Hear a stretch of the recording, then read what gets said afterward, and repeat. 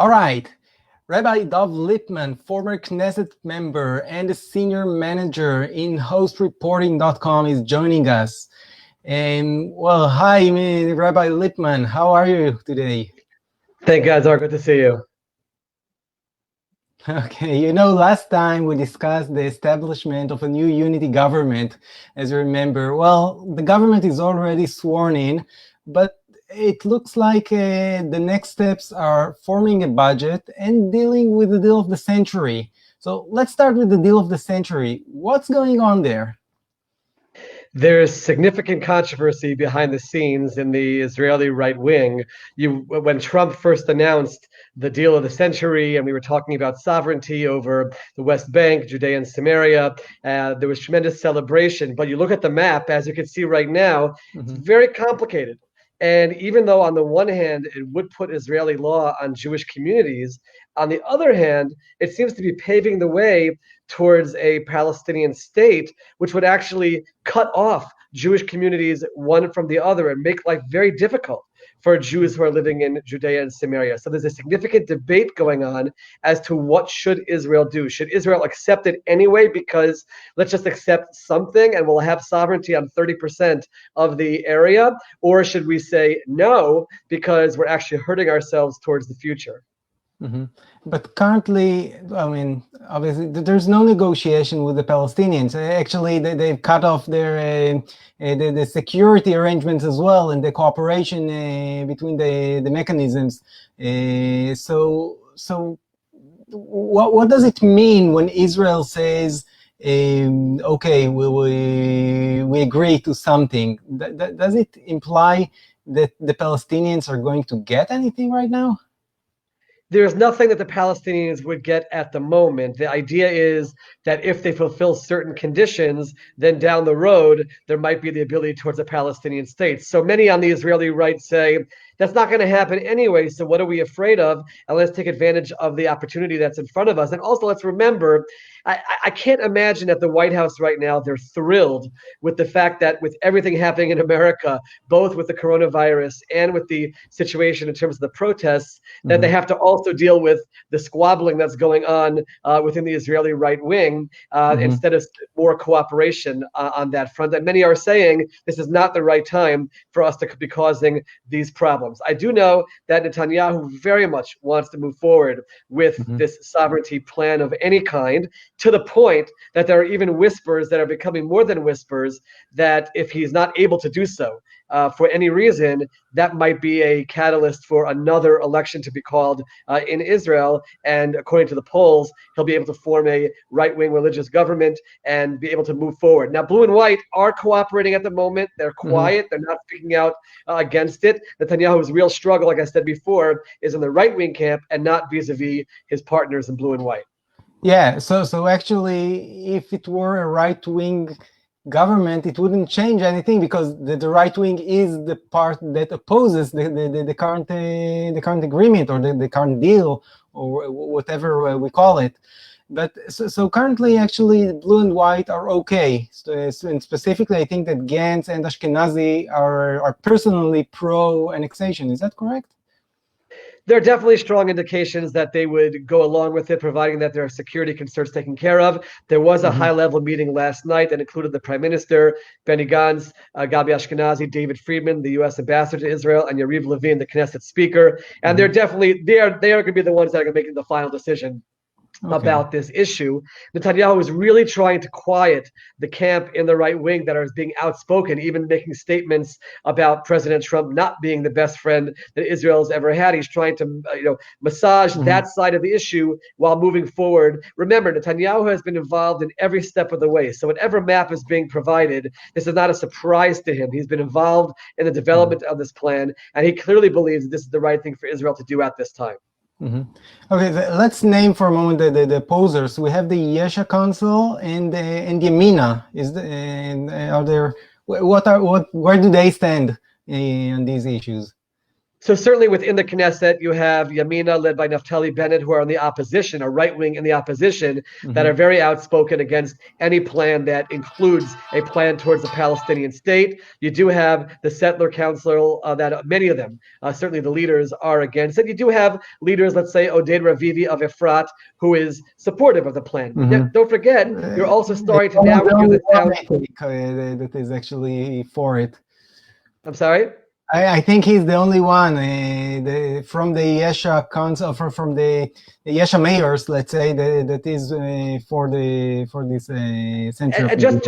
And just to give the viewers an understanding of what their concerns are, just as an example, there's a settlement called Itamar in Samaria in the West Bank right now, where you can drive to Tel Aviv right now 45 minutes. According to this plan, as it plays out and the roads and how they'll be maneuvered, it'll take them 3 hours to get to Tel Aviv. To go from the Hebron area to Jerusalem right now, you drive up Highway 60 through Gush Etzion. If this plan plays out all the way, they'll have to drive all the way around as well. But there's also security issues in place. I also should mention, the Israeli left wing is starting to speak up again. You have this weird partnership of these extreme Israeli right wing and the Israeli left wing that are both speaking out against the plan. And we're also hearing all the noises from around the world and the consequences which they're saying will happen to Israel if they do move forward with annexation. By the way, terminology is also important.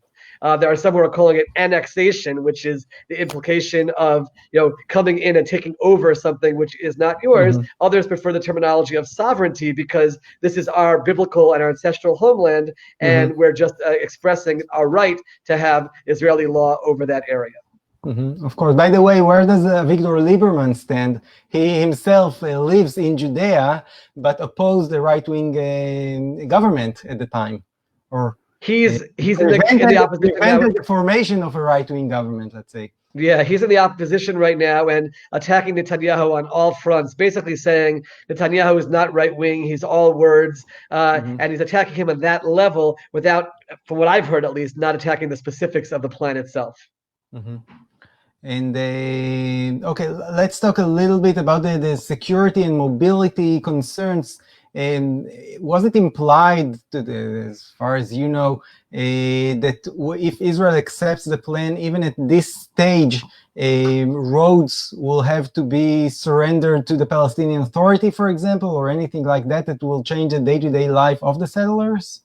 This is part of what's trying to be clarified.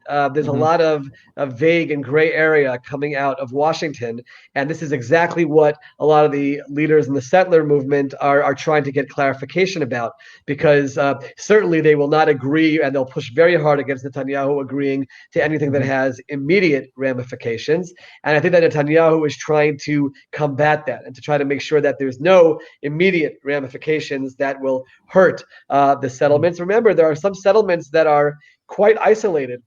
And if they're cut off in terms of the roads and they're enveloped by any kind of a Palestinian entity, that's certainly extremely dangerous for their survival. So there's a fascinating debate taking place right now. And I think a lot of the debate has to do with what kind of rhetoric we use in the meantime as we're trying to work out the details. And I think that everyone is waiting to see what will that final map look like. And as you asked, what will the immediate ramifications be? Because no one really believes that long-term the Palestinians will keep to any of the conditions that they will need to adhere to in order to have an actual Palestinian state. But as you mentioned, there's a party like Yamina, Naftali Bennett, who says we will not agree and give our approval to anything which mentions the official path towards a Palestinian state in the heart of Judea and Samaria. But I don't imagine that Prime Minister Netanyahu will agree to something, for example, that will cut off Gush Etzion from its connection to Jerusalem, or Hebron to Jerusalem, or anything. You mentioned the road number 60. At this point, at least, where there's no nothing advancing from in the Palestinian front. So, do you suppose that Prime Minister Netanyahu may have already agreed to anything like that? I don't know. It's difficult for me to speculate in terms of what has happened. I will say, whatever the White House has, Netanyahu is certainly aware of. I don't believe there are any surprises there whatsoever.